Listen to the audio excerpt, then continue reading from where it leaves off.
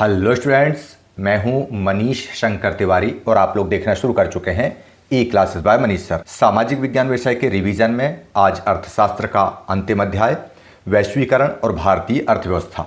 हमारी परीक्षा में यह अध्याय कुल 3 अंकों का आना है। चलिए शुरू करते हैं। भूमंडलीकृत विश्व का बनना जो इतिहास में हमने पढ़ा हुआ है उसमें वैश्विक जुड़ाव के बहुत सारे कारक दिए हुए हैं और उसी वैश्वीकरण की अर्थव्यवस्था के संदर्भ में हम लोग यहाँ पर अध्ययन करेंगे, स्टडी करेंगे। इस अध्याय में हम किसी भी तरह का पोर्टफोलियो निवेश मतलब किसी भी तरह का रिटर्न अर्जित करने वाले स्टॉक, बॉन्ड, शेयर, अचल संपत्ति और वित्तीय जो हमारे एसेट्स वगैरह होते हैं उन पर चर्चा बिल्कुल नहीं करेंगे। हम साधारण वे में, सिंपल वे में समझने का प्रयास करेंगे कि वैश्विक जुड़ाव के प्रमुख कारण सांस्कृतिक, राजनीतिक, सामाजिक और आर्थिक होते हैं। विशेषकर सांस्कृतिक, राजनीतिक और सामाजिक कारकों पर चर्चा न करके हम यहाँ पर आर्थिक कारकों की जब बात करते हैं तब हमारे सामने आता है कि वैश्वीकरण का सबसे महत्वपूर्ण फैक्टर होती हैं बहुराष्ट्रीय कंपनियां, जिनको हम मल्टीनेशनल कॉरपोरेशन या मल्टीनेशनल कंपनीज भी बोलते हैं। ये जो है 2 तरीकों से इस वैश्वीकरण की प्रक्रिया को मैनेज करती हैं, जिसमें एक होता है विदेशी व्यापार और एक होता है विदेशी निवेश। इस तरह से इस पूरे विश्व के एकीकरण में बहुराष्ट्रीय कंपनियां मुख्य भूमिका निभाती हैं और इसके लिए वे उत्पादन का प्रसार करती हैं और उत्पाद का विक्रय करती हैं। इसके बाद जब हम अपने मुख्य विषय वैश्वीकरण पर आते हैं तो जैसा कि मैंने आपको पहले भी बताया है कि भूमंडलीकरण एक प्रक्रिया है। भूमंडलीकरण को ही हम वैश्वीकरण कहते हैं। वैश्वीकरण भी एक प्रक्रिया है जिसको बहुराष्ट्रीय कंपनियां जो वे एक्सेलरेट करती हैं, इन्हीं के द्वारा स्टार्ट हुआ है। और उसका कारण यह है कि बहुराष्ट्रीय कंपनियां उत्पादों का एकीकरण करती हैं और साथ ही साथ बाजारों का भी एकीकरण करती हैं। इसको भी हम आगे चैप्टर में बहुत अच्छे से पढ़ेंगे। वैश्वीकरण को प्रभावित करने वाले कारक हम देखते हैं तो हमारे सामने निकल कर आता है पहला कारक प्रौद्योगिकी, व्यापार और निवेश नीति और साथ में राजनीति। अब इन सारी चीज़ों में लोकल उत्पादकों की भी मदद ली जाती है, लेकिन लोकल उत्पादक कुछ ऐसे होते हैं जिनको वैश्वीकरण का लाभ नहीं मिलता है। इस तरह से इस पूरे अध्याय में हम देखेंगे वैश्वीकरण और भारतीय अर्थव्यवस्था को। तो चलिए अपन देखते हैं पुराना भारतीय बाजार जो 1991 तक था। आप यहाँ पर देखिएगा ये मोबाइल टिचुक टिचुक वाला, ये देखिए आप पुरानी एम्बेसडर कार पद्मिनी की तरह दिख रही है। तो ये पुराने टाइप का टीवी, ये पुरानी कार और ये पुराना कैमरा। इन सारी चीज़ों को देख के ऐसा लगता है जैसे किसी एंटीक एम्पोरियम की ये वस्तुएं हैं जो किसी संग्रहालय में रखी गई हैं। सवाल ये आता है कि आखिर 30-40 सालों में ऐसा क्या बदल गया जिसकी वजह से हमारे देश में रहन सहन, खान पान, यहाँ तक कि हमारी जीवन स्टाइल, जीवन शैली सब कुछ बदल गया। तो उसका मुख्य कारण निकल कर आता है यह कमाल वैश्वीकरण के कारण हुआ है और वैश्वीकरण की प्रक्रिया को करती हैं बहुराष्ट्रीय कंपनियां, जिसके बाद नया भारतीय बाजार जो 1991 के बाद हमारे सामने आता है, मतलब जब भारत में उदारीकरण शुरू हो जाता है 1991 के बाद, तब हम देखते हैं भारत में प्रोडक्ट वही है लेकिन उनकी पूरी की पूरी फीचर्स हमको नए दिखाई देते हैं। पूरा फीचर हमको बदला हुआ दिखाई देता है। इस तरह से इस अध्याय में हम लोग देखेंगे बहुराष्ट्रीय कंपनियों के माध्यम से होने वाला अंतर्देशीय उत्पादन का एकीकरण और विदेशी व्यापार जिसके माध्यम से बाजारों का एकीकरण होता है। वैश्वीकरण के संदर्भ में हम देखेंगे कि वैश्वीकरण क्या है, उसके कारक क्या है, उदारीकरण भारत में 1991 से जो आया उसके क्या प्रभाव पड़ते दिखाई दे रहे हैं, फिर न्याय संगत वैश्वीकरण और विश्व व्यापार का संगठन देखेंगे, साथ में भारत में वैश्वीकरण के प्रभाव हमको किस तरह से दिखाई दे रहे हैं जिसकी झलक अपन ने शुरुआत में देखी, इसको भी अपन समझेंगे। लेकिन इस पूरे चैप्टर को एक ही शॉर्ट में हम रिवीजन करने जा रहे हैं। चलिए देखते हैं बहुराष्ट्रीय कंपनियां। बहुराष्ट्रीय कंपनियों के बारे में जैसा कि मैंने आपको बताया ये 3 काम करते हुए दिखाई देती हैं। पहला काम ये करती हैं अंतर्देशीय उत्पादन, दूसरा करती हैं उत्पादन का एकीकरण और तीसरा बाजारों का एकीकरण। अंतर्देशीय उत्पादन यानी एक से अधिक देशों में उत्पादन। अंतर्देशीय उत्पादन को समझने के लिए सबसे पहले हमको समझना होगा देशी उत्पादन, यानी कि देशी उत्पादन का मतलब होता है देश की सीमाओं के अंदर होने वाला उत्पादन। यह उत्पादन सिल्क रूट के समय से ही होता चला आ रहा था। जैसा कि हमने पहले भी देखा है चीन का बना हुआ रेशम, और उस रेशम से कपड़ा भी चीन में बनता था और उसको सिल्क रूट के माध्यम से हम यूरोप भेजा करते थे। और इसमें क्या होता है, इस तरह का उत्पादन 20वीं सदी के मध्य तक चलता रहता है जिसमें उत्पादन जो है वह देश की सीमाओं के अंदर ही होता है। अभी तक उत्पादन देश की सीमाओं के बाहर नहीं गया है। इसमें होता क्या था, विशेषकर उपनिवेशों में, चूंकि भारत भी एक उपनिवेश था, इसके बारे में हमने पढ़ा है कि भारत से कच्चा माल और खाद्य पदार्थ ये हम बाहर भेजा करते थे इंग्लैंड, और इंग्लैंड में हो गई थी औद्योगिक क्रांति, तो वहाँ की फैक्ट्रियों से बना हुआ तैयार उत्पाद आया करता था भारत। और इस तरह से उपनिवेशवाद के दौर में ये प्रक्रिया चल रही थी। और अगर अपन ये कहें कि उस दौर तक यानी 20वीं सदी के मध्य तक देशों को आपस में या लोगों को आपस में जोड़ने का अगर कोई काम करता था तो वह करता था केवल और केवल व्यापार। लेकिन 20वीं सदी के मध्यांतर के बाद में हमको उत्पादन की एक नई व्यवस्था हमारे सामने घटित होती दिखाई देती है, जिसको करती हैं बहुराष्ट्रीय कंपनियां। हमने भूमंडलीकृत विश्व का बनना वाले अध्याय में बहुत अच्छे से समझा है कि 1920 के दशक से अमेरिकी बहुराष्ट्रीय कंपनियां सारी दुनिया में फैलने लगती हैं। ये बहुराष्ट्रीय कंपनियां एक से अधिक देशों में न केवल वस्तुओं का बल्कि सेवाओं का भी उत्पादन करती हैं। अब सवाल ये आता है कि ये एक से अधिक देशों में उत्पादन कैसे करती हैं, तो आप इसको देखिए। इस चित्र में बताया गया है कि किसी कंपनी का मुख्यालय जो है अमेरिका में है, वहां पर किसी उत्पाद की डिजाइन तैयार की गई और इस डिजाइन के आधार पर सुदूर देश चीन में उसको तैयार किया गया। तैयार करने के बाद में शिप्स के माध्यम से उसको भेजा गया मैक्सिको और पूर्वी यूरोप में, जहां पर इनके पुर्जों को जोड़ा गया और इसके बाद में सारे विश्व में इसको बेचने के लिए छोड़ दिया गया। और जब बेचने के बाद में यदि प्रोडक्ट में किसी तरह की कोई सर्विसिंग की जरूरत पड़ी तो उसके लिए कॉल सेंटर भारत में डाला गया। इस तरह से हमने देखा कि पहले जो प्रोडक्ट केवल हमारे एक देश की सीमाओं के अंदर होता था, अब वही प्रोडक्ट जो है दुनिया भर में उत्पादित किया जा रहा है। अच्छा, ये सारी चीजें क्यों की जा रही थी? इसके पीछे मुख्य उद्देश्य था मुनाफा कमाना। यानी बहुराष्ट्रीय कंपनियां किसी भी तरह से उत्पादन लागत को कम करना चाहती थी और अपने लिए लाभ कमाना चाहती थी। इसलिए इन्होंने इस तरह का उत्पादन की प्रक्रिया जो है वह अंतर्देशीय उत्पादन की प्रक्रिया अपनाई। तो आप लोग बहुत अच्छे से समझ गए होंगे कि एक से अधिक देशों में उत्पादन कैसे होता है। जैसे हम लोग देखते हैं कि हमारा मोबाइल या पैनल ले लो कि उसकी चिप कहीं और बनती है, उसका बाहरी हार्डवेयर कहीं और बनता है, उसको असेंबलिंग कहीं और जाकर करते हैं और उसको बेचने के लिए मार्केटिंग स्ट्रेटेजी कहीं और बनती है, उसको सुधारने के लिए फ़ोन कॉल किसी और देश में जाते हैं। इस तरह से एक प्रोडक्ट के लिए दुनिया भर के अलग अलग सेंटरों में ये काम होता रहता है, अलग अलग यूनिट्स में ये काम होता रहता है। चलिए अब अपन आगे देखते हैं उत्पादन का एकीकरण कैसे होता है। उत्पादन के एकीकरण की प्रक्रिया में सबसे पहले हमारे सामने ये आती है कि अलग अलग देशों में उत्पादन होता कैसे है। तो ये बात हम लोगों ने पहले समझ ली कि उत्पादन कैसे होता था, इसको तो हमने समझ लिया। अब अपन समझेंगे कि उत्पादन का एकीकरण कैसे करते हैं। तो चलिए अपन इसको आगे देखते हैं। नंबर 1, उत्पादन के एकीकरण में स्थानीय कंपनियों से साझेदारी की जाती है। स्थानीय कंपनियों से साझेदारी मतलब जैसे फोर्ड कंपनी ने महिंद्रा के साथ में अपनी साझेदारी की थी। इसमें सबसे प्रमुख लाभ होता है स्थानीय कंपनियों को, यानी महिंद्रा को अतिरिक्त धन की भी प्राप्ति हुई और साथ में हेनरी फोर्ड के माध्यम से उसकी कार बनाने की नवीनतम तकनीक भी भारत को हासिल हो जाती है। तो इस तरह से हम देखते हैं कि स्थानीय कंपनियों से साझेदारी करके जो मल्टीनेशनल कंपनी है वह अपने उत्पादन को बढ़ाती है और उसकी आपूर्ति को भी वह बढ़ा लेती है। इस तरह से लाभ दोनों को होते हैं, लेकिन सबसे ज़्यादा लाभ स्थानीय कंपनी को होता है। इसके बाद दूसरा तरीका उत्पादन के एकीकरण का आता है सीधा निवेश। सीधा निवेश यानी किसी से हमने कोई साझेदारी नहीं की, सीधे आए और स्थानीय कंपनियों से कंपटीशन करने लगे। हमें कोई मतलब नहीं है कि आपके देश में कितनी कंपनियां पहले से हैं, हमने किसी से बात नहीं किया।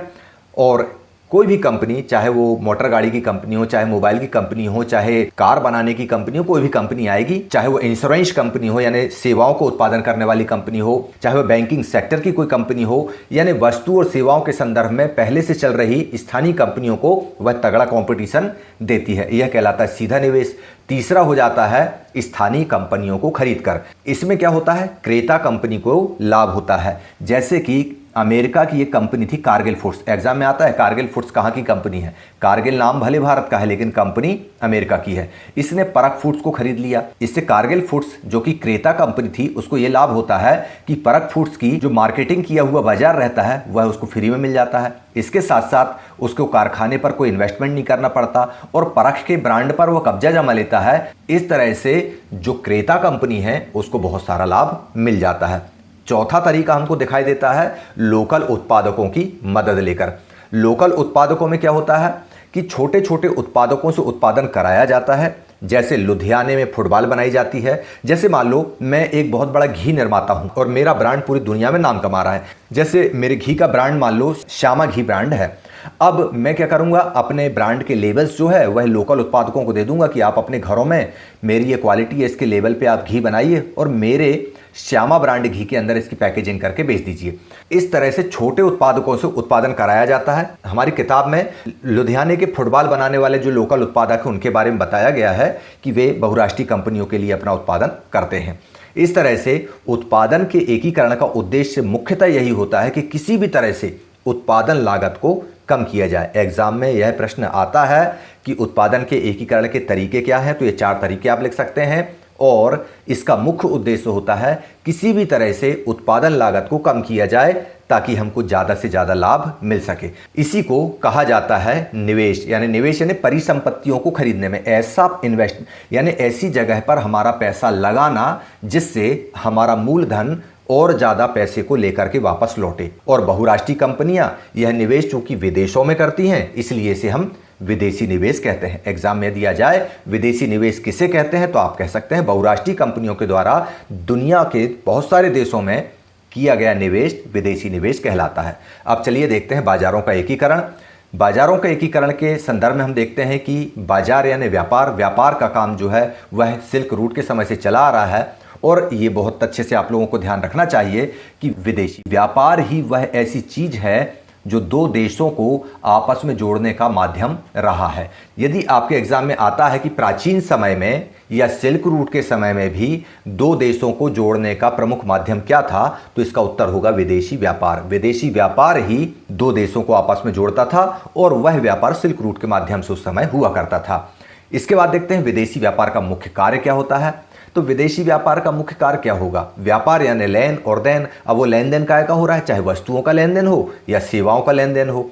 बीमा, बैंकिंग सेक्टर, एजुकेशन सेक्टर में काम करेंगे तो सेवाओं का लेन देन होगा और यदि हम सीधे सीधे कोई वस्तु बेचेंगे तो वह वस्तुओं का लेन देन होगा। यानी दुनिया भर में वस्तुओं और सेवाओं का आयात निर्यात करना ही विदेशी व्यापार का मुख्य कार्य होता है। अब लेकिन इस विदेशी व्यापार से बहुत सारे नुकसान भी हमको दिखाई देते हैं। जैसे चीन के बने सस्ते खिलौने जब भारत आ जाते हैं तब भारतीय व्यापारियों को इस विदेशी व्यापार से बहुत नुकसान होता है और वे बर्बादी की कगार पर पहुंचने लायक हो जाते हैं। इसी वजह से फिर हमारे देश में चीनी खिलौनों का बहिष्कार की बात भी की जाती है। खैर जो भी हो, अभी हमें उस मसले पर बात नहीं करना है। हमें यह देखना है कि ये जो बहुराष्ट्रीय कंपनियां हैं ये विभिन्न देशों के बाजारों को आपस में जोड़ती हैं। यानी विदेशी बाजार जो है यानी विदेशी व्यापार जो है वह दुनिया के देशों के बाजारों को आपस में जोड़ता है। प्रश्न बनता है विभिन्न देशों के बाजारों को कौन आपस में जोड़ता है, तो विदेशी व्यापार आपस में जोड़ता है। पहले भी यही जोड़ता था, आज भी यही जोड़ रहा है, सिर्फ फॉर्मेट चेंज हो गया है, आज तेज गति से जोड़ रहा है।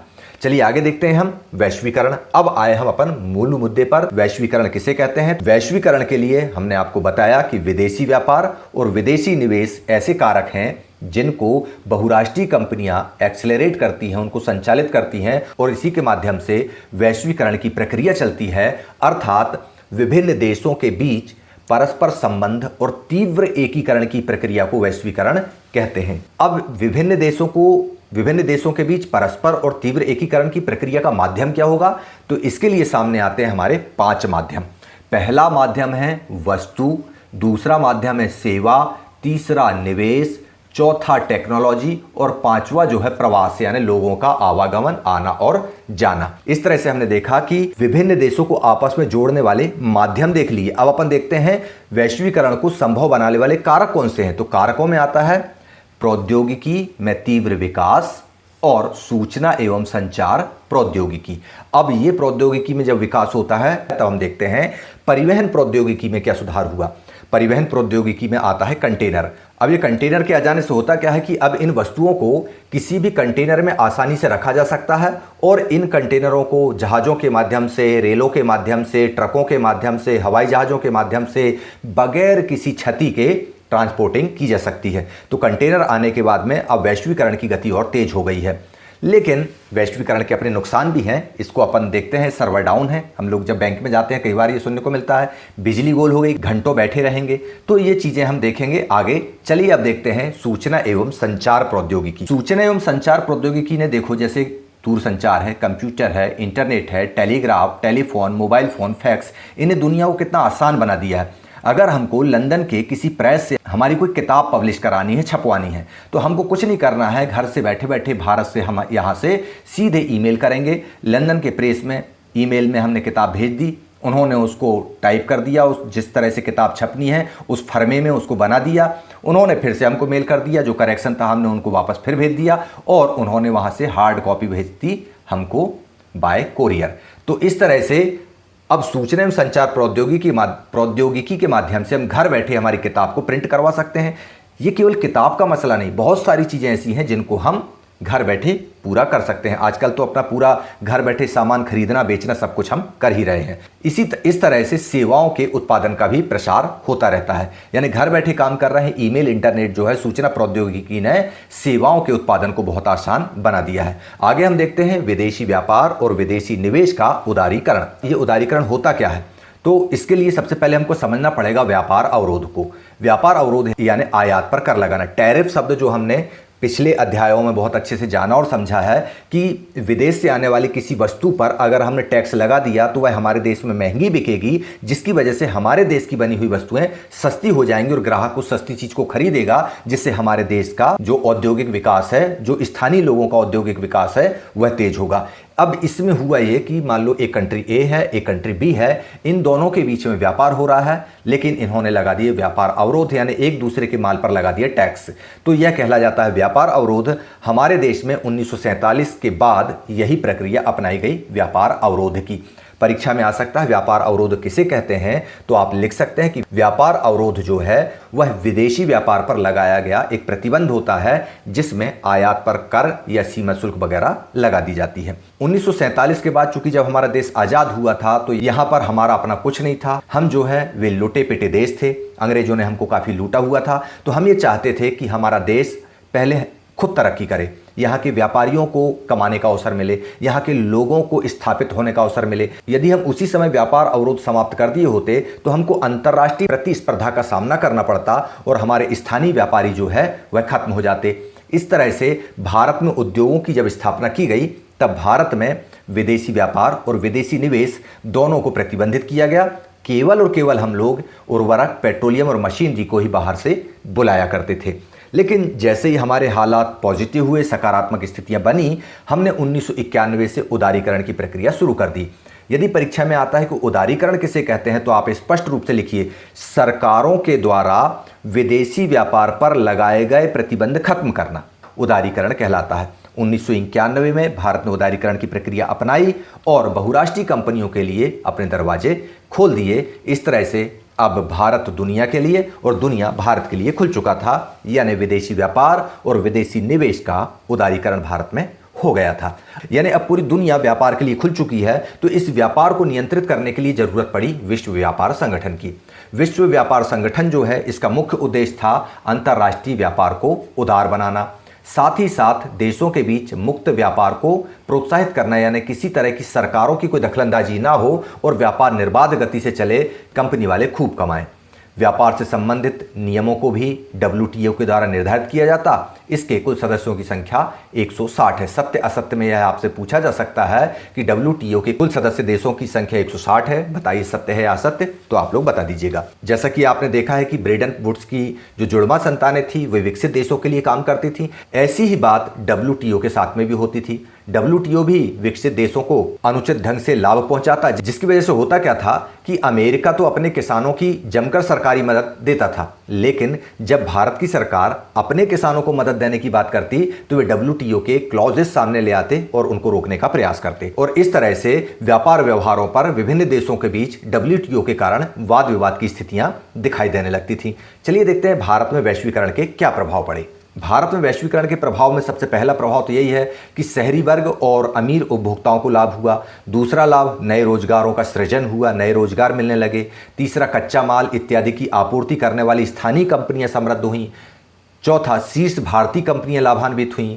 इसके बाद हम देखेंगे छोटे उत्पादक और श्रमिकों के सामने बड़ी चुनौती आ गई और संगठित क्षेत्र अब असंगठित क्षेत्र की तरह व्यवहार करने लगा।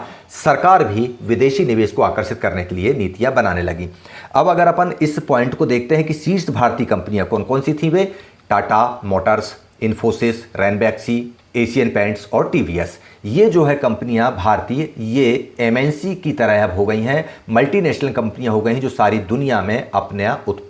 दुनिया में अपनी वस्तुओं का उत्पादन करती हैं और MNCs के रूप में काम करती हैं। अब अपन देखते हैं न्याय संगत वैश्वीकरण के लिए संघर्ष। यानी जैसे कि हमने यहाँ पर बताया कि वैश्वीकरण से लाभ सभी को होना चाहिए, लेकिन छोटे उत्पादक और श्रमिकों के सामने चुनौतियां आ रही हैं और शहरी वर्ग और धनी उपभोक्ता को लाभ हो रहा है।